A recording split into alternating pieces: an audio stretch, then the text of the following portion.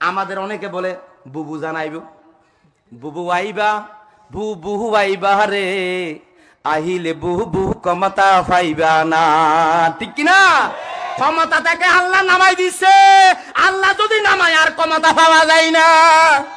বুবু আইবা, বুবু আইবা রে, আহিলে বুবু ক্ষমতা পাইবা না। ঠিক কিনা? খুশি নাই বুবু কাদের কাকার, অবস্থা খারাপ দরবেশ বাবার, হাউন আঙ্কেল দেখা তো যায় না। ঠিক কিনা?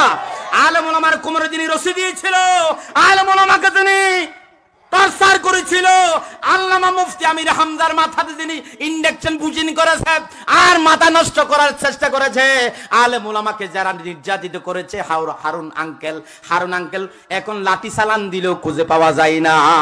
ঠিক কিনা?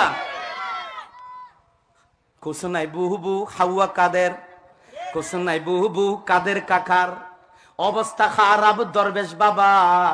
আমার তো আশ্চর্য লাগে, আরে মিয়া তুমি একজন মুসলমান, নবীদের সুন্নতের দাঁড়িয়ে রেখেছিলাম, যেভাবে হোক তুমি রসুলের সুন্নতের দাঁড়িয়ে রেখেছ, তোমার সরকার পালাই গেছে, অসুবিধা কি? এইরকম তো হয়, ক্ষমতার রদবদল তো আছে, দিনের পরে রাত, রাতের পরে দিন, এটা তো স্বাভাবিক নিয়ম। তোমার নেত্রী গেছে, অসুবিধা কি? তুমি মন্ত্রী, তুমিও পালাইয়ে যাবে, এটা স্বাভাবিক ব্যাপার। রসুলুল্লাহর সুন্নতের দাড়ির উপরে কেন কুরু চালাইলা? ঠিক কিনা? ও বেটা তোরে তো জুতা ফিরা করা দরকার। ঠিক কিনা? আল্লাহর নবীর দাড়ি কি দোষ করেছে তোর? দরা খাইলে খাতি, অসুবিধা কি? আল্লাহর পয়গম্বরের অন্তত দাড়ি হলো সুন্নতের মহব্বতে রাখতি। ভাই কিয়ামতের ময়দানে এই দাড়ি কাজ দিত কি দিত না?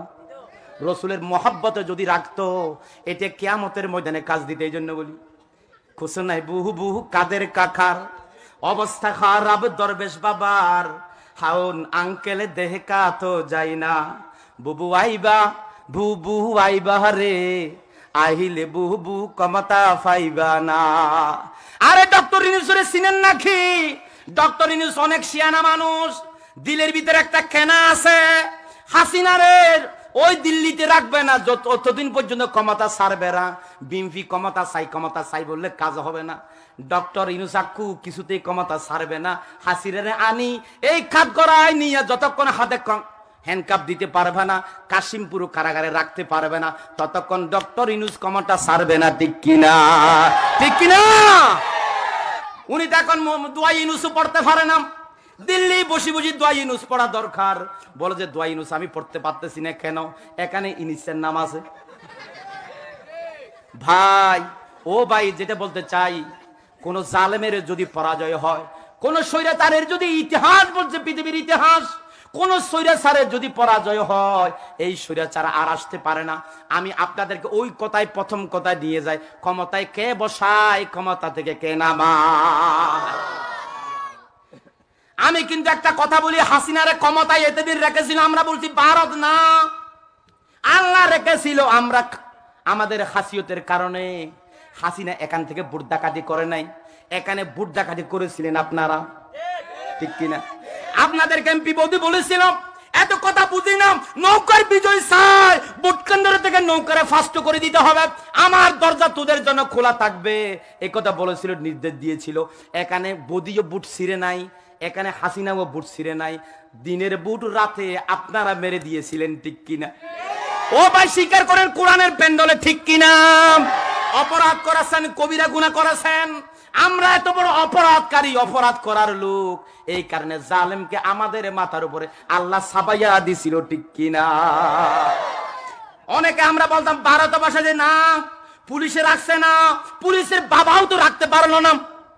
ঠিক কিনা বলেন? ও বন্ধু, আমি রাজনীতি করছি, আমার বিষয় থেকে বাইরে গেছি তা নয়, একামতের দিনের কথা বলছি। দিন যদি কায়েম হয়, ইসলামের প্রত্যেকটা হুকুম পূর্ণ মর্যাদা পাবে। আর যদি দিন কায়েম না হয়, গোড়াতে যদি বাতিলেরা থাকে, ইসলাম এতিমের মতো জীবন যাপন করবে। ঠিক কিনা? আপনারা মুসলমানরা তাদের দুয়ারে ভিক্ষুকের মতো করে থাকবেন, আপনাদের কোনো স্বাধীনতা থাকবে না। আর গোড়াতে যদি ইসলাম হয়, এই দেশের মানুষের মাথায় মাথায় টুপি দেখা যাবে। ভাই আমাদের ইসলামকে অনেকে ভয় পায়, একামতে দিন কায়েম করতে চাই না। ও ভাই আমার একটা বুঝার চেষ্টা করেন, রাষ্ট্র ক্ষমতা দখল করার দুইটা পদ্ধতি, একটা হলো খিলাফত আলা মিনহাজিন নবুওয়া, আর একটা হলো আমাদের দেশের গণতন্ত্র। এই বাংলাদেশের নাম হলো গণপ্রজাতন্ত্রী বাংলাদেশ।